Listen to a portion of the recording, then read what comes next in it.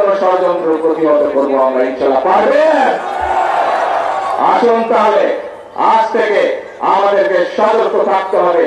প্রিয় ভাই বোনেরা, আজকে সময় এসেছে মানুষের ভাগ্যের পরিবর্তনের জন্য যে কাজগুলো, সেগুলো একদিকে সফল করা,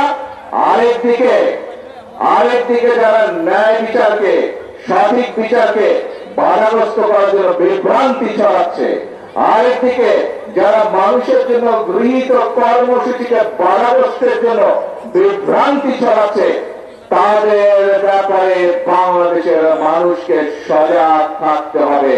পারবেন আপনারা সজাগ থাকতে? আমাদের সকলকে সজাগ থাকতে হবে।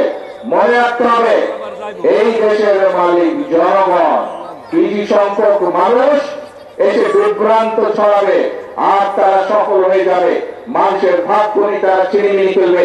এই কাজ আর হতে দেওয়া যাবে না।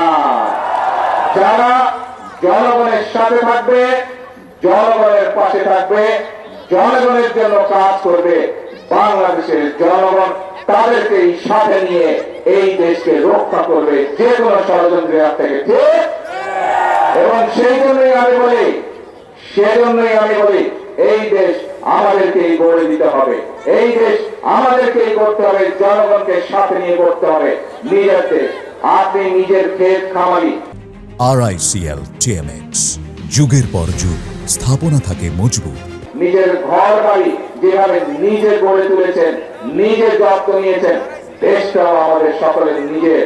এইখানে আমরা যত মানুষ উপস্থিত হচ্ছে, প্রত্যেকে হচ্ছে এই দেশের অংশীদার, প্রত্যেকে হচ্ছে এই দেশের মালিক। কাজেই আমার ঘর আমাকেই দেখতে হবে, আমাদের দেশ আমাদেরকেই দেখতে হবে।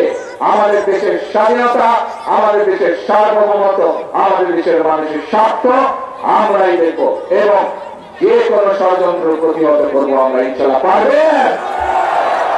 আসুন তাহলে আজ থেকে আমাদেরকে সতর্ক থাকতে হবে যে যারা বিভ্রান্তি ছড়ানোর চেষ্টা করছে, যারা আইনের শাসনকে প্রতিষ্ঠিত হওয়ার জন্য বাধাগ্রস্ত করছে, যারা মানুষকে বিভ্রান্ত করার চেষ্টা করছে, তাদের বিরুদ্ধে আসলে আমরা আজকে সজাগ থাকবো, তাদের বিরুদ্ধে আমরা সতর্ক থাকবো।